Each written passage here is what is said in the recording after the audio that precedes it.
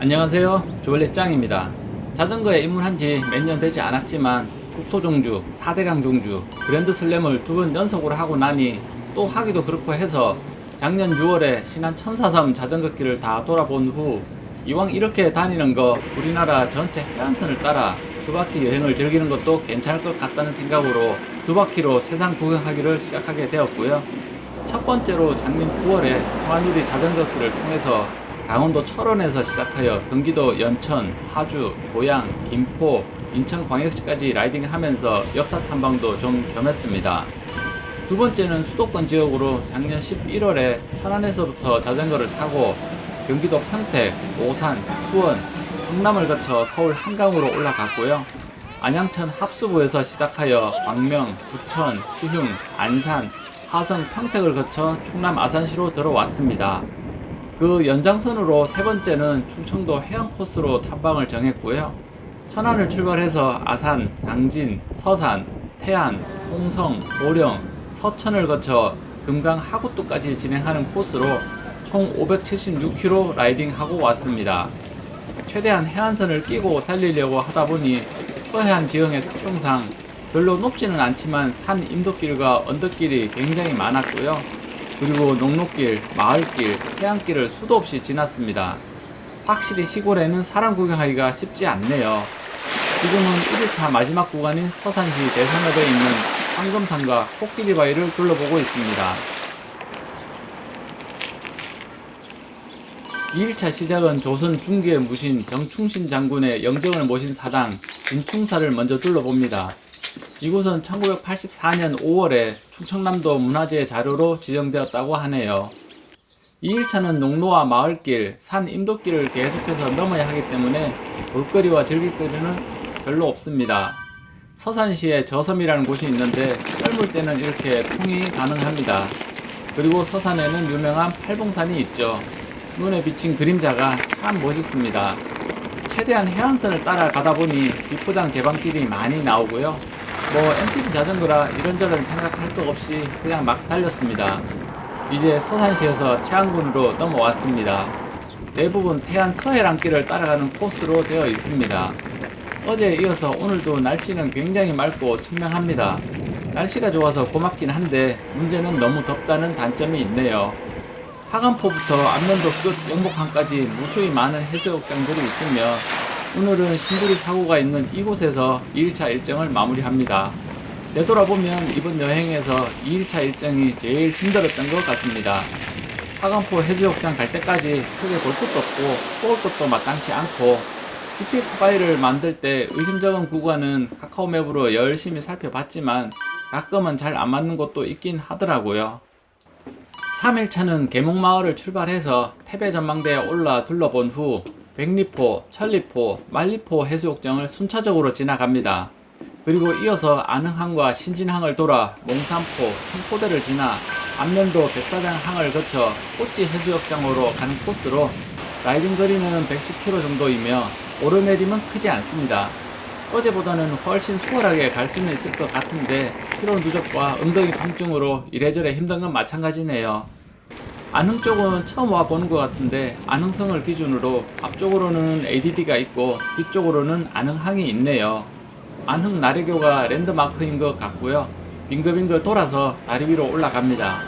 다리 위 전망이 일품이네요. 안흥에 가시면 꼭 올라보시길 추천합니다. 다리를 건너면 신진항이 있는 신진도입니다. 한참을 돌아 몽산포로 왔습니다. 해변에는 사람들이 정말 많네요. 3일 동안 가장 많은 사람들을 본 것 같습니다. 몽산포, 달산포, 청포대가 서로 이어져 있어 사실상 해수욕장 경계가 애매모호하네요. 안면도 주라기 박물관은 시간이 없어 들어가 보진 못했고요. 주차장 바로 옆에 있는 트랜스포머 로봇 사진만 찍고 갑니다. 이제 이 제방길만 지나면 드르니 항이 나오고요. 이곳에도 멋있게 생긴 다리가 설치되어 있으며 빙글빙글 돌아서 꽃게다리를 건너면 안면도 백사장 항으로 바로 들어갈 수 있습니다. 이제 안면도의 최고 관광지인 꽃지 해수욕장에 도착했습니다. 할미 하라비 바위를 구경하면서 3일차 마무리합니다.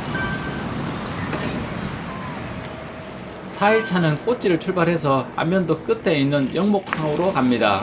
어차피 해저터널은 자전거 출입이 안 되기 때문에 원산도는 다음에 자동차로 와볼 계획이라 패스하고요. 연목항을 돌아서 안면도 오른쪽 해안을 따라 올라가다가 중간에 랩구항을 구경하고 둘레길을 돌아서 갑니다. 이어서 안면도에서 유명한 안면암에 들려 사찰을 둘러봅니다. 사찰의 역사는 오래되지 않았으나 해안을 방문하는 여행자들이 거의 들렸다 가는 필수 탐방 코스로 와 보시면 알 수 있습니다. 안면대교를 건너 최종적으로 안면도에서 벗어나서 B방조제, A방조제를 연이어 지나면 가늘도가 나오고요. 여기에도 유명한 사찰인 가늘암이 있습니다. 조선 초 무학대사가 창건하였으며 만공대사가 중건하였다고 전해지는 곳이죠. 이제 홍성군으로 진입합니다. 홍성 스카이타워는 이번 달 6월에 준공 예정이라고 하네요. 홍성하면 한우도 유명하지만 남당항이 가장 인기가 많죠. 홍성의 대표적인 관광 명소이며 노을 전망대도 올라보고 갑니다.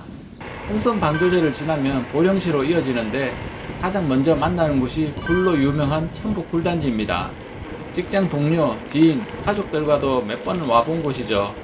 제철 시기에는 주차할 데가 없을 만큼 많은 관광객들이 오셔서 석가곤이나 찜으로 배를 채우는 곳이기도 합니다. 보령호를 지나면 충청 수영성이 있는 오천항에 도착합니다. 충청 수영성에 올라 보령호와 오천항 전망을 볼 수 있고요. 여기도 사람들이 많네요. 계속해서 자전거는 달리고 또 달려서 예천 방조제를 지나 오늘의 마지막 목적지인 예천 해수욕장으로 갑니다.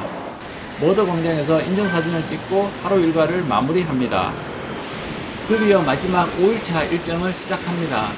예천을 출발해서 남포 방조제를 지나 무창포로 가는 중이고요.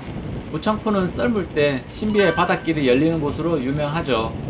웅천천이 있는 부사호를 지나면 서천군으로 넘어갑니다. 이곳에도 유명한 춘장대와 홍은항이 있으며 아마 한두 번쯤은 다 와보셨으리라 생각됩니다.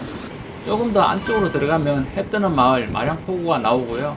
등대, 성경전래지 기념공원, 해돋이 둘레길을 한 바퀴 돌아봤으며 지금은 동백꽃이 피는 시절이 아니기 때문에 동백정은 패스합니다. 선돌이 갯벌 체험마을에 도착을 했는데 애들이 굉장히 많네요. 저마다 손에는 체험 도구들이 들려있는 거 보니 학생들과 유치원생들이 단체로 체험하러 왔나 봅니다. 장산바위의 소나무 세 그루가 참 인상적입니다. 드디어 장항읍으로 진입했습니다. 전라북도 군산시와 마주하는 곳으로 충남에서도 가장 아래쪽에 있는 곳입니다. 앞쪽으로 보이는 금강 하구뚝만 건너가면 이번 여행은 끝이 나고요. 날도 덥고 맞바람도 많이 불어 체력이 저하되어 당초 계획했던 코스에서 일부 단축했음에도 불구하고 라이딩 거리는 총 576km가 나왔습니다. 그래도 다행히 안전하게 잘 마무리되어 기분이 좋고요. 이렇게 해서 또 한 건 했구나 하는 성취감이 올라오네요. 다음번 두 바퀴 여행은 이어서 군산에서 목포까지 갈 계획인데 일정, 시간, 날씨 등 모든 여건이 잘 맞아야 가능할 것 같습니다. 그리고 본 영상은 전체 일정을 간단하게 줄여서 편집된 내용으로 두 바퀴로 세상 구경하기 충청권은 일자별 한 편씩 총 5편으로 나눠서 세부적인 영상을 추가하여 공개 예정이니 많은 시청 바라며 주얼리짱 채널을 구독해 주셔서 감사드립니다. 빠른 시간 내에 다시 만날게요. 안녕.